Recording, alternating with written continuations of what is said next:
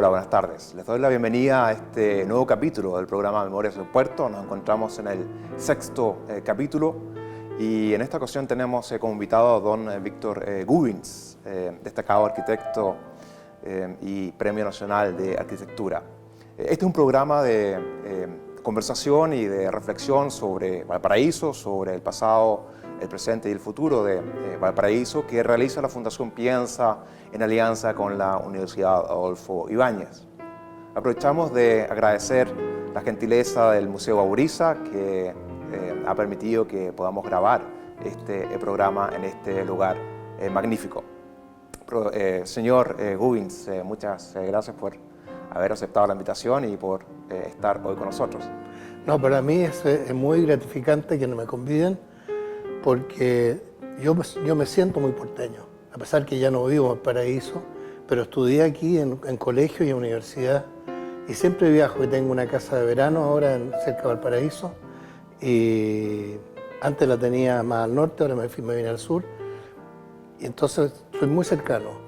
Mi familia vivió aquí, en fin, hay toda la familia de mi mujer, hay toda una cosa un ámbito, una especie como de mundo, amistades, iniciativas, etc. El señor Víctor Gubins fue presidente del Colegio de Arquitectos de Chile. Usted además recibió la distinción del Premio Nacional de Arquitectura del año 2000 y además usted presidió la 10ª Bienal de Arquitectura. Tenemos por lo tanto a un muy destacado arquitecto con nosotros el día de hoy. Y mi primera pregunta dice relación con el Valparaíso en el cual usted nació, el Valparaíso en el cual usted creció. ¿Nos puede contar usted un poco dónde nació exactamente usted y dónde vivió, dónde fueron los primeros años de socialización de usted en esta ciudad? Bueno, la casa donde nací yo estaba en un pasaje al lado de lo que eran las monjas inglesas, en la Avenida Argentina, que en este momento no me acuerdo el nombre del pasaje, no sé si ustedes lo ubican. Un pasaje que tiene una corrida de casas, una hilera de casas iguales, es un conjunto que es bastante simpática el pasaje. Ahí vivíamos nosotros, vivía también la familia Santa María, que uno de los cuales fue creo que rector de la Universidad de Santa María, otro fue ministro, un arquitecto ahí, que era una familia muy amiga de mi familia. Y mi papá falleció cuando yo tenía 5 años, entonces la verdad que no me acuerdo de él. Hay fotografías que andaba en moto y que me llevaba al Sporting, que salía conmigo, pero no hay ningún recuerdo de eso. Ni tampoco del pasaje, porque era muy chico ya. Y ahí nos fuimos a vivir después a la Cerro Concepción, en el Paseo Templeman, que es un lugar muy, muy bonito, donde ahora está un poquito deteriorado, porque son todas las casas iguales. Al fondo vivía la familia Juque, los dueños de la fábrica Juque, que ahora no existe en Valparaíso, porque en esa época era muy potente, tenía un edificio prefabricado en acero, que era muy lindo, que todavía existe, creo que no sé a quién pertenece, a una universidad creo. Y era una casa muy notable porque tenía la entrada por el Paseo Templeman, no se llamaba Paseo Templeman, se llamaba Paseo Pierre Loti. Y atrás estaba el Paseo Templeman, creo, o un pasaje, y tenía una entrada de servicio por detrás. Entonces una casa que daba entre dos calles, con un patio central que era típico, característico de la arquitectura nuestra de esa época. Y yo ahí empecé a ir al colegio de los padres franceses, que queda en la Plaza Italia, al frente, que hoy día por supuesto no existe en Valparaíso, pero está en Viña. Y arriba estaba el colegio Mackay, no fui al Mackay, mi mamá me educó, me llevó a los padres franceses porque tenía mucha vinculación con la congregación y tengo los mejores recuerdos. Atravesarla por debajo de la calle Colón en la mañana cuando uno llegaba al colegio era impactante porque se empezaban a gritar entre todos los cabros ahí, era un ruido ensordecedor, se gestaba una posición de grupo de gente y no de andar solo, y llegábamos al otro lado donde había otro patio y estaban las preparatorias. Y era muy notable porque habían ciertos lugares o ciertos cargos que los alumnos podían desempeñar y que eran un honor. Por ejemplo, el de campanero. Campanero es el que antes de clase y después de clase tocaba la campana diciendo llegó la clase, o tocaba la campana para decir se acabó la clase o se acabó el recreo. Y era una confianza que le daban los curas a uno que iba a cumplir con esa labor. Y uno se sentía estupendo, digo, por ser reconocido responsable. Existía también un grupo de Boy Scouts que dirigía a un sacerdote que era un tipo extraordinario, padre Tomás Campos, y que hacía pasaje a Laguna Verde en camión, arrendaba un camión, partíamos todos arriba del camión para allá, un cura muy batallador y muy amigo de los niños. Y por supuesto para los 21 de mayo desfilábamos como Boy Scout. Yo tengo una foto de chicos con una boina, así con una estrella aquí delante, y disfrazado Boy Scout. Entonces era un colegio que tenía un mundo por delante. Y en su extremo tenía una academia literaria para los mayores. Y eran otros sacerdotes los que te enseñaban, y había muchos civiles. Yo tengo el mejor de los recuerdos. Desgraciadamente desapareció ese recuerdo, porque no está. Ahora tú no puedes ir a visitar el colegio con tus hijos y decirle por aquí pasaba yo. Pues no es colegio. Hoy día uno está esperando que lo echen abajo para construir un edificio. Entonces, ese es uno de los problemas que yo tengo con Valparaíso. ¿Cómo ha dejado partir? Yo me acuerdo que en un programa, en una entrevista de televisión, un programa de televisión que hizo la Católica, me convidaron y dije, yo hubiera sido alcalde, yo hago todo el esfuerzo para que no se vaya a este colegio. Eso es lo que hay que hacer. Tú no puedes. Es como si Londres de repente se fuera, Oxford se fuera a Alemania. Entonces ya no está Oxford, la ciudad de la universidad, que ha sido origen de teleseries macanudas, que seguramente las has visto tú. Y entonces, ¿cómo es posible que aquí dejemos eso? Y así tú ves una serie de cosas que se han ido, no solamente los padres franceses, el Mackay, el colegio alemán, el colegio italiano estuvo a punto de irse, el hospital naval se fue, se fueron los marinos a vivir a Viña, ya no vivían, antes vivían todos en el cerro, en el Playa Ancha, ahora viven en Viña, tienen sus reductos allá. Entonces, tú te das cuenta, menos mal que el Maipo no se ha ido. Sigue ahí. ¿Te veía? Entonces, hay cuestiones que tú no puedes dejar irse, porque representan una historia. Es como que si fuera el monumento a Prat de Viña. Entonces, eso es el Valparaíso era muy rico. En Buque estaba en La Torre, que era un tremendo aparato, oye, que cuando llegaba a la bahía levantaba olas, oye, y que toda la costanera quedaba inundada. Cuando chicos nosotros decíamos, oye, va a llegar en La Torre, vamos. Y veníamos al paseo Gervasoni se llama, ¿no? El de acá. Íbamos al paseo a mirar la entrada de La Torre y era espectacular, y una cuestión muy ancha y levantaba olas por todos lados. Entonces, eso era, para un niño, eso era Valparaíso. Hoy día no es así. Bueno, usted lo ha dicho, ¿no? Es un Valparaíso que ha cambiado mucho, es un Valparaíso del cual se han ido, si quiere, clases medias o también, digamos, segmentos de familias profesionales a Viña, y que de algún modo, usted me contradice si lo ve de modo distinto, pero que de algún modo también explica esta cierta decadencia del Valparaíso que se produce quizás desde los años 60 en adelante, cuando precisamente emigran o se trasladan muchas familias que habían habitado Valparaíso y sus cerros, se trasladan precisamente a Viña. Ahora, yo no sé qué llevó a mi mamá que nos fuéramos a Viña, porque nos fuimos alrededor del 46. Pues yo me fui a los padres franceses de Viña. No sé qué motivo fue, pero es posible que a nivel de esa clase media descendiente de ingleses hubiera pasado algo que lo hizo irse a Valparaíso. Porque hubo otros también que se fueron. Claro, o sea, en general son las colonias, ¿no? las que se mueven, las que se trasladan. Tenemos también claro, antes el Colegio Alemán de Valparaíso estaba solamente, obviamente, radicado en Valparaíso, pero también con el paso del tiempo tenemos un colegio alemán que aparece en Viña y finalmente, claro, se terminó cerrando el Colegio Alemán de Valparaíso y tenemos todo centralizado entonces actualmente en Viña. Era un colegio estupendo. Te digo, en las competencias de atletismo, los colegios en Playa Ancha, en el estadio, eran los que ganaban, ¿no? Tenían profesores alemanes, los gallos eran unos balazos para correr, para tirar la bala, para todo. Era muy bonito verlo. Y además un gran aporte, en mi impresión, y usted me refutará o lo confirmará, pero como arquitecto, también un gran aporte desde el punto de vista urbanístico, arquitectónico, sobre todo el aula magna, ¿no?, del colegio, que se ve muy bien desde el pasaje Dímalo, que la verdad es que, en mi opinión, es una joyita, ¿no? Es una manzana construida por ellos. Bueno, tenían ahí una iglesia al frente. Exactamente, la iglesia. Y el colegio arriba. No, el colegio, lo que tenían antes, no me acuerdo, estoy confundiéndome. Pero, y era curioso, porque en el Cerro Concepción se encontraban las colonias inglesas y alemanas.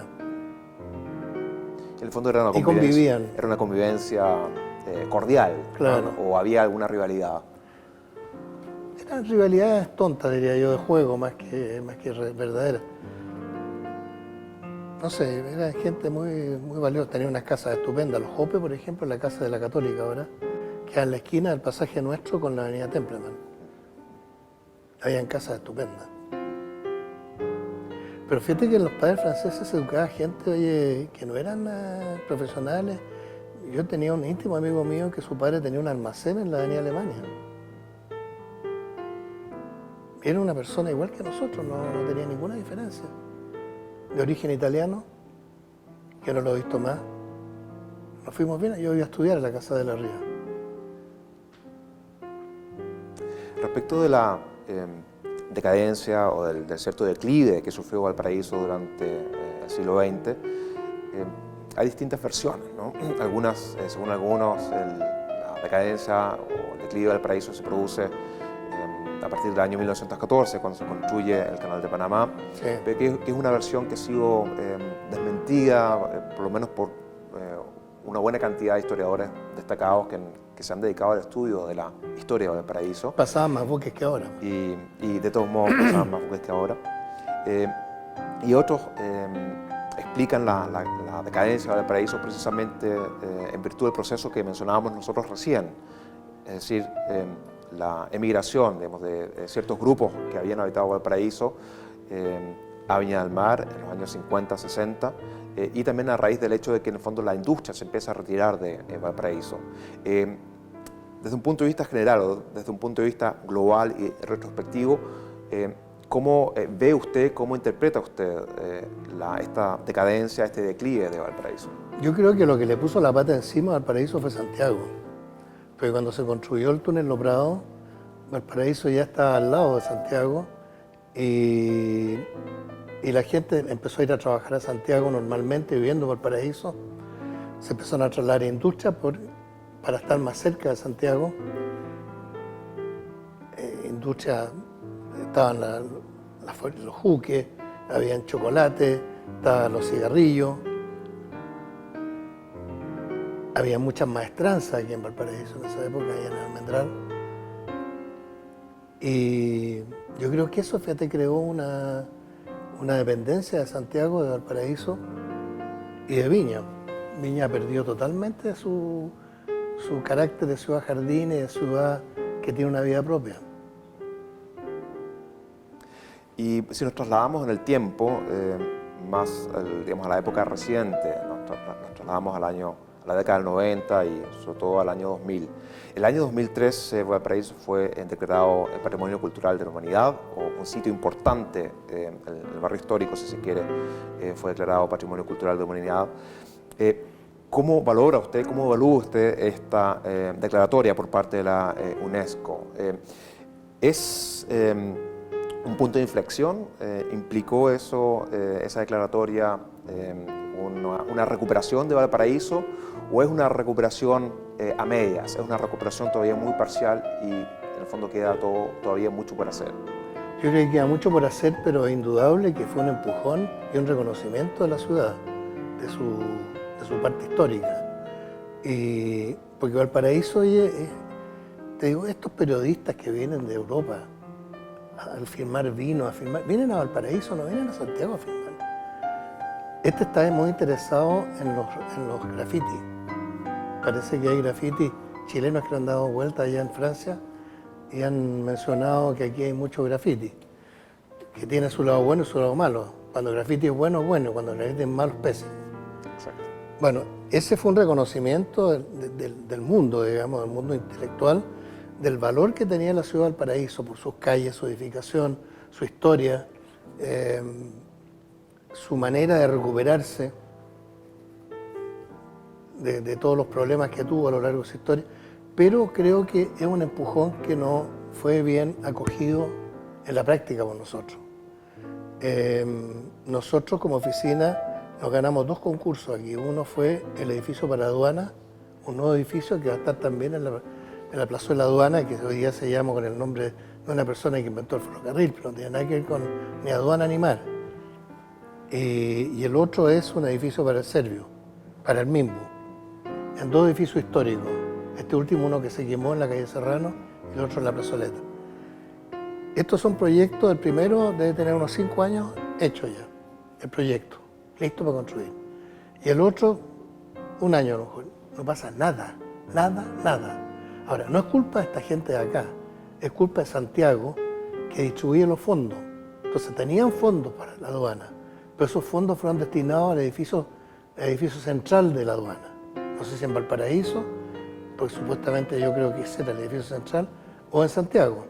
Pero dispusieron de esa manera, ¿me entiendes? Entonces, eso no puede ser, pues. Hay 2 proyectos que están esperando construirse y que le darían otro carácter a la plazuela aduana. Proponíamos toda una remodelación que se transformara más en peatonal, menos vehicular. Y en el caso del Serrano, es un ejemplo para recuperar Serrano. Fíjate que uno de los problemas que hay incendios ahí es porque la gente vive apelotonada adentro y cualquier gallo te corrige una cañería de gas, de electricidad y todo, y esas cuestiones a larga te pagan, te cobran. Te cobran porque empiezan los incendios. Y no me extrañaría que un incendio este invierno nuevamente. Entonces, ¿cómo el Estado no ve que la compañía de gas te vea todas las cañerías de gas que hay ahí y las arregle? Y electricidad lo mismo, y el agua lo mismo. Y se ordene, y ordene a la gente, y arregle casas que están deshabitadas, para que parte de esa gente se vaya a vivir ahí. O sea, hay todo un programa de recuperación de Valparaíso que no se ha hecho. En el caso de los cerros que se incendiaron, la gente está volviendo a vivir como vivía antes. Entonces, toda la palangana que hay una persona dedicada a esto, qué sé yo, nada. Entonces, y son gente de Santiago, son nombrados por Santiago. Santiago es el que decide eso. No es Valparaíso. Valparaíso no es autoridad.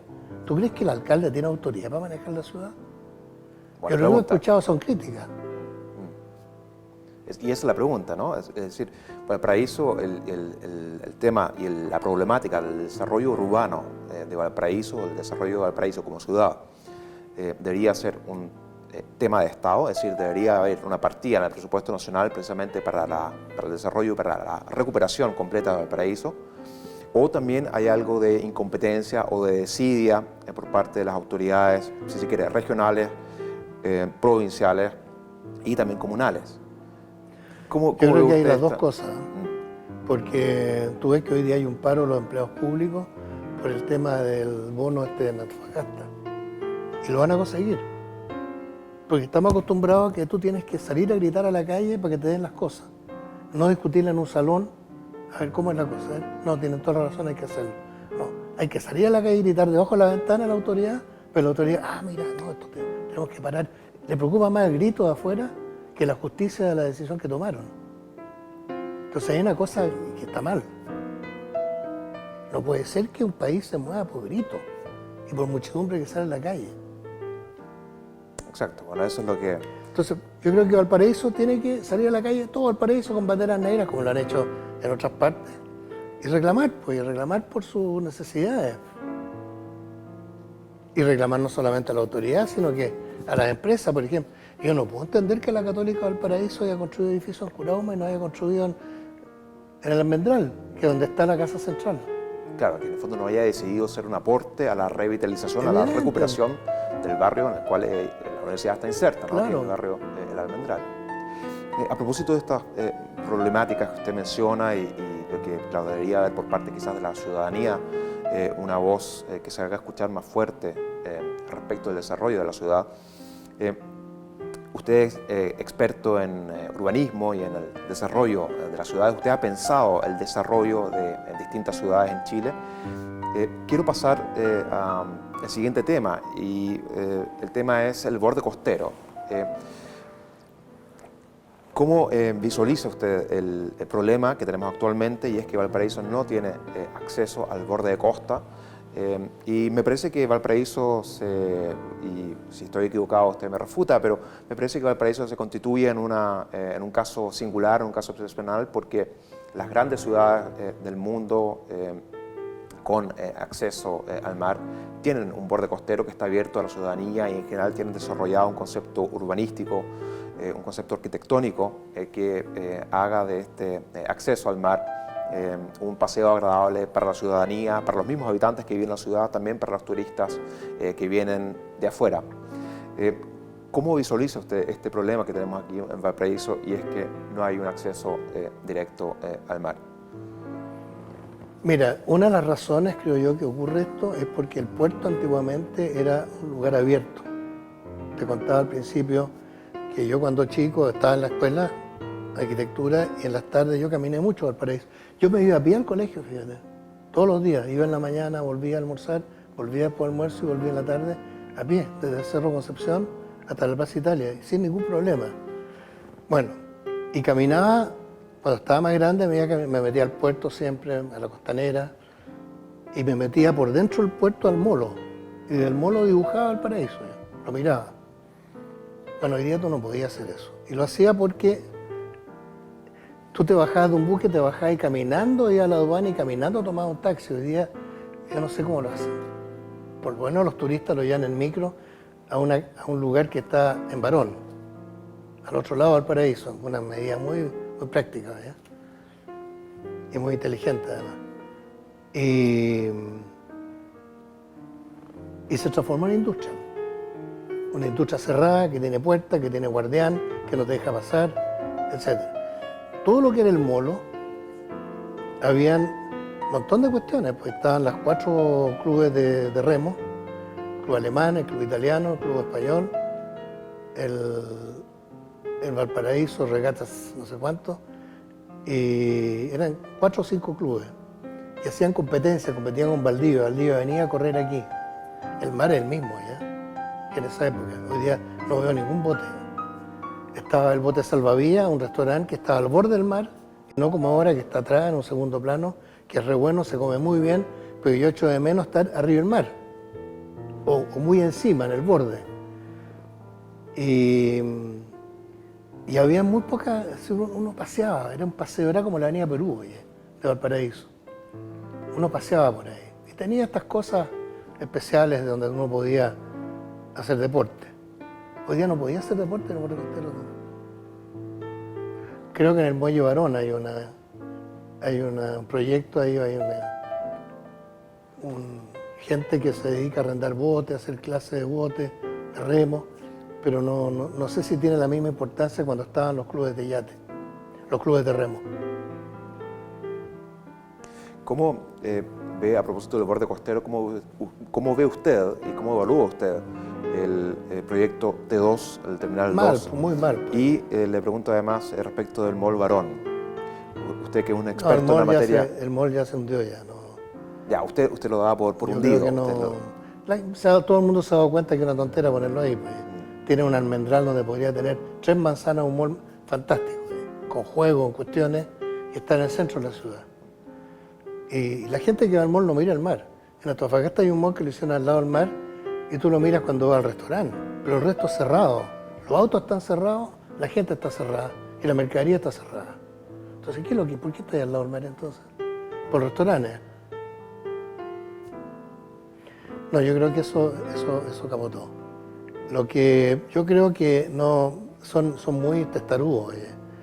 Es porque a ellos les conviene crecer para el lado, económicamente. Y no les importa si cubren la Plaza Victoria, cubren la Biblioteca Severín, cubren el centro plano de Valparaíso. No les importa.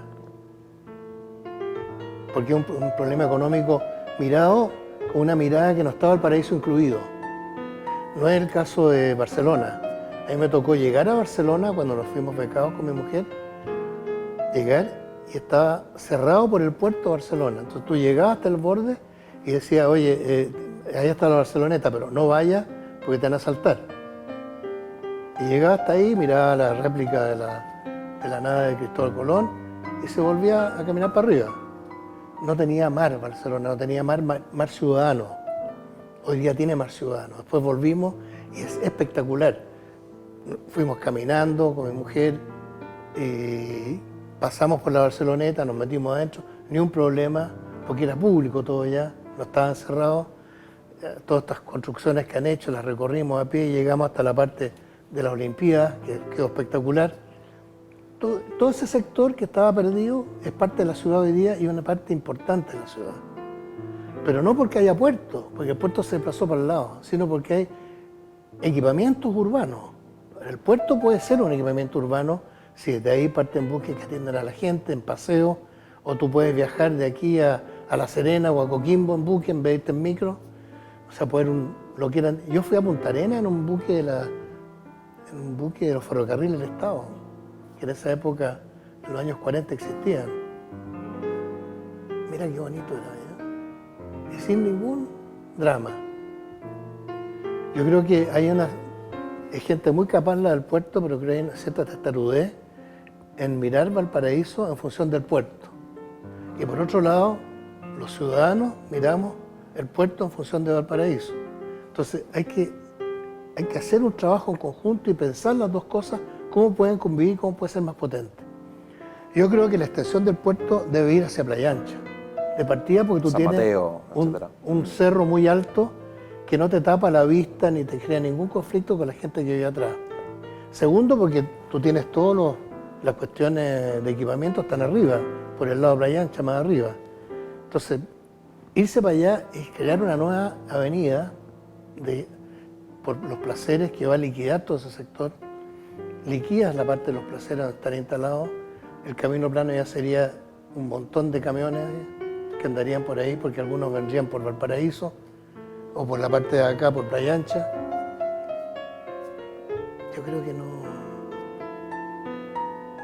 Y lo otro, yo creo que debería ser más importancia al sistema de que lleguen buques con turistas arriba.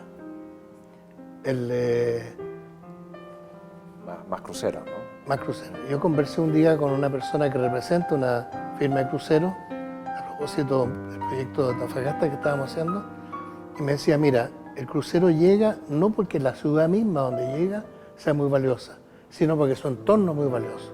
Entonces, ¿qué es lo que tiene que hacer Valparaíso? Es preocuparse que sus alrededores, Casablanca tire para arriba, que, ¿cómo se llama? ¿Dónde están las ballenas? ¿Estaban las ballenas antes? Quintay. Quintay tire para arriba. Que, en fin, que el borde costero en general tire para arriba, que Villa acepte gente de afuera que llegue en micro, se estacionen y que se... Eso es lo que tiene que hacer para que la gente va a pasar por Valparaíso, va a pegarse una pasada, va a ir al museo aquí un rato y después salir de Valparaíso. Entonces tú tienes que... Es lo que pasa en el sur. Llegan a Puerto Montt y van a ver los volcanes, van a ver, qué sé yo, otras ciudades que no son marítimas. O se van a Chiloé, etc. Y eso no lo hemos hecho en Valparaíso. No nos hemos preocupado.